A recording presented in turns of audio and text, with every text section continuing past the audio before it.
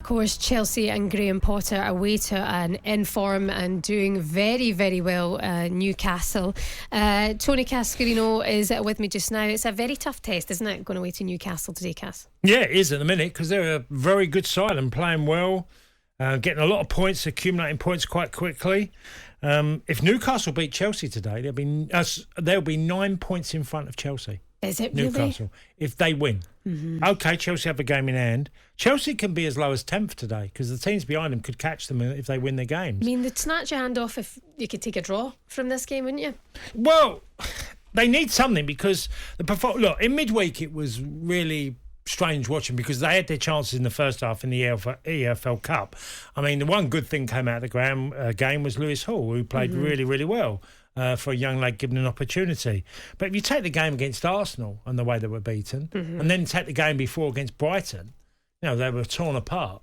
They've not played well, Chelsea. Does he need that bit of grace period because of the injuries that he's got at the minute? And he's still trying to find his best starting 11, and then they're dropping like flies as well? Well, there's a number of players not playing well. He's shuffling the team around. I don't buy into that this is a long-term plan.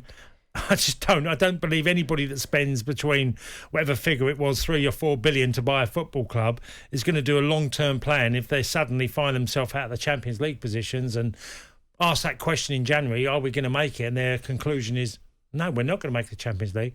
I don't think you survive. I think it's okay saying all the long ideas and this is what it's about. We're going to have a conveyor belt of younger players. We're going to buy some talent from abroad as well. I don't buy it. You lose games, you lose too many of them. Even short term in football, you can lose your job. Up front, I mean, fans are a bit disappointed. There's that lack of hunger, it seems, up front. Sterling, it feels like, hasn't quite performed the way Chelsea fans thought he was going to. Aubameyang as well. Do you think Cristiano Ronaldo will go there in the January window? Todd Bowley looking for Hollywood?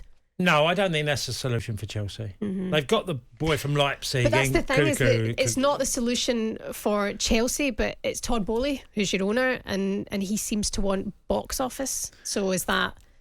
It's not a rational choice, but is that what you could say expect to happen? Their window last summer, most of their players they bought in have not really got going yet. 250 million, I think. Well, yeah, and it's a lot of money that was spent, and you if you start dissecting it, you can probably say, well, most of them have fallen short. Koulibaly, who was bought at 31 from Napoli, Cacarino, come from Brighton, 60 million, looked nothing like the player he was at Brighton. Raheem Sterling's not looked like the player he was at Man City.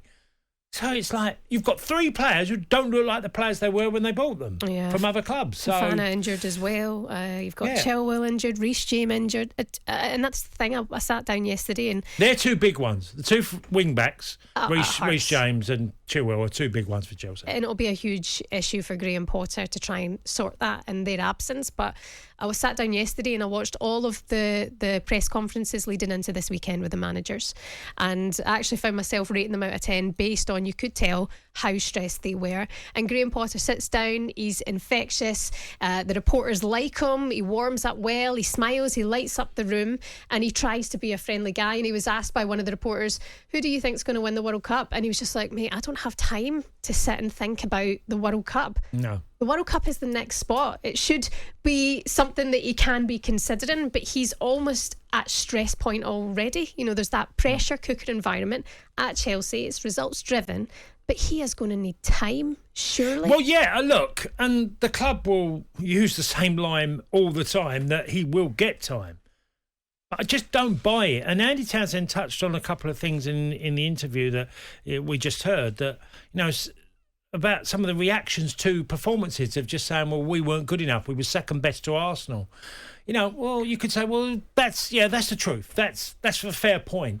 But there seemed a very laid-back approach to the way they were beaten. The way they were beaten at Brighton was embarrassing for a club that has so much talent at their disposal to be beaten. So, look, and don't take nothing away from it. Brighton are a good side. Yeah. And if you get on the wrong side of them, they can rip you apart in a heartbeat.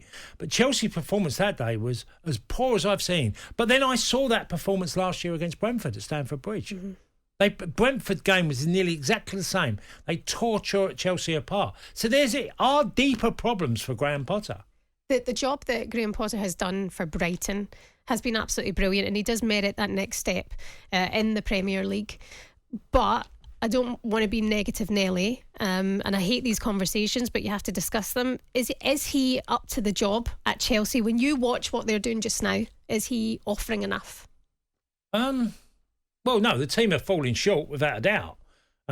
He'll take responsibility for that. I think there are massive challenges for Graham Potter, and I'm very unsure whether he's going to be able to solve all the problems. It might take another couple of managers to get to where Chelsea. That is the problem the club are going to have. But if you've got owners buying and spending at will, I mentioned 3 players there who have come to the club. Aubameyang is not a solution. I said it at the time to Chelsea. He is not a solution for them. Like Lukaku and Werner before, there's another 130 million, 40 million that's gone out the door.